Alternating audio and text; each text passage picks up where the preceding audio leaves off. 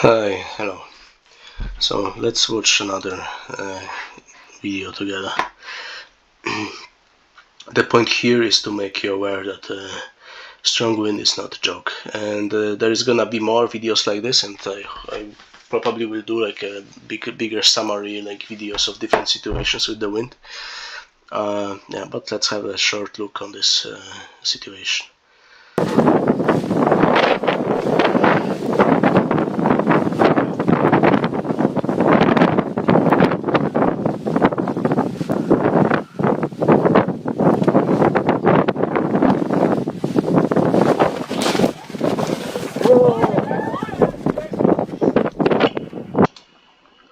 So I have strong impressions that those are speed riding wings. Although I'm not 100% sure, but it looks. I don't do like speed riding, so I have no idea about this. But it looks to me like those are speed riding guys. So they are not strictly paragliders. And if you've seen some speed riding videos, then you know that probably this is for this guy. It's a daily. It's like a normal day at work if you're gonna get thrown somewhere. But since they do a lot of crazy shit basically. And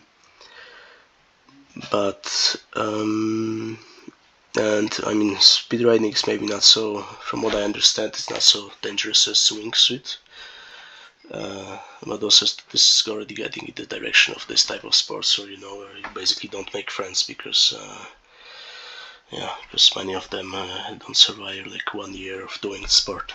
So it's a different kind of like level of adrenaline driven activity.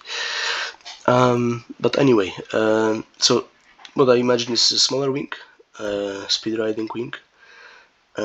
Also, this I also have this impression because this guy is forcing this forward launch. That any like paragliding pilot with a basic skill would not do basically at these strong wind conditions, because they would do like reverse alpine takeoff and yeah. But so the point here, or maybe he's a paragliding pilot and has no basic skill. It's another possibility in this video, but I think this is less probable. So the point is just that you understand that if you do like this type of launch at strong wind, even with the small wing, yeah, you're gonna lose contact with the ground. This is sure. And if you have like a paragliding wing, like a bigger wing, which I believe this is a small wing. So if you have like a full-size wing, yeah, then he would actually be thrown into this metal parts behind. So you could actually get seriously injured because of that. Because, well, hard to say exactly how much wind it was, but my experience is that even taking off like in reverse takeoff launch, a normal wing at yeah, over 30 kilometers, 30, 35, 40 kilometers is if you go the wind like this, then you may no problem end like yeah, 15 meters behind. But that's the treatment, and you're ready for this, and you're acting basically. And what I mean, the wind is this is the real wind, the wind you have at the height of your wing. So the trick is depending on the geometry of the takeoff where you are. You may have actually a huge difference in the wind speed between the wing just at the height where the wing is gonna be when it goes up, and when you are.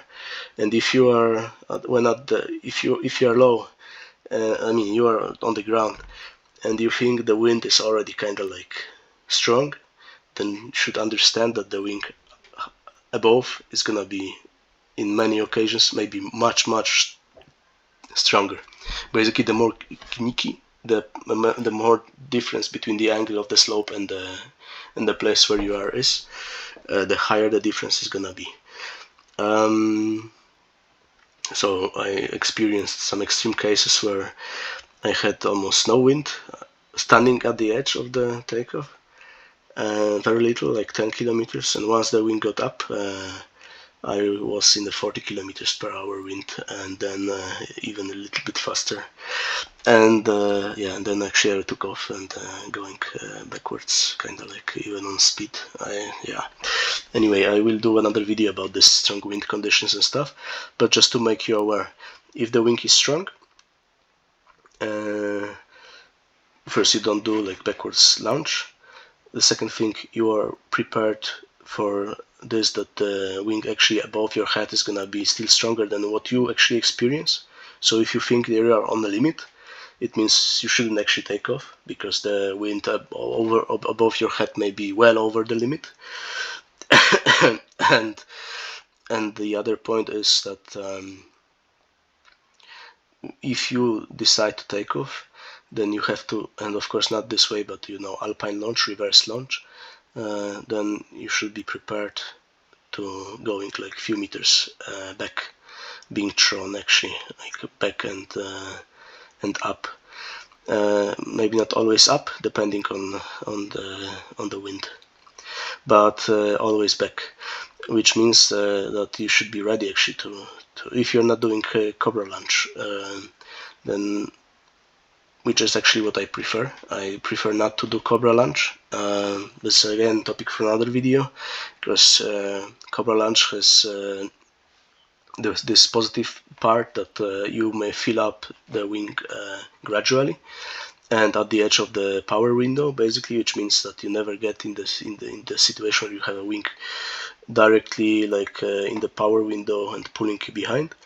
But the big disadvantage of cobra launch is that you cannot check if your wing is clean before launching. So basically, well, maybe it's just at skill level. Maybe there are guys who do it 100%, but I know many guys actually who have this experience of launching in cobra and realizing that there is not in the lines or something, and or maybe using like small cravat or something, and then you are in trouble basically. That's why I personally prefer, even if the wind is strong, to launch like open the wing behind, like in the wall, check if everything is clean, and then be just ready to run towards the wing. And this is basically what I mean, that you're gonna be running and being pulled by the wing, and this may take many meters, like yeah, even extreme case like 15 meters. So doing this type of launch at strong wind conditions, having obstacles behind you, so there's this metal barriers, and there are some masts, so maybe electric lines, I'm not sure. It's a very, very bad idea, and yeah. So those are my thoughts on this situation, and just take it into account whenever you go to take off in strong winds. Thank you very much for your attention, as always, and please like if you liked, dislike if you didn't like, and comment on what you think about this, if you have any experiences related to that, and in general what could be improved in the channel. Thank you, and yeah, and bye bye. See you watching another video soon.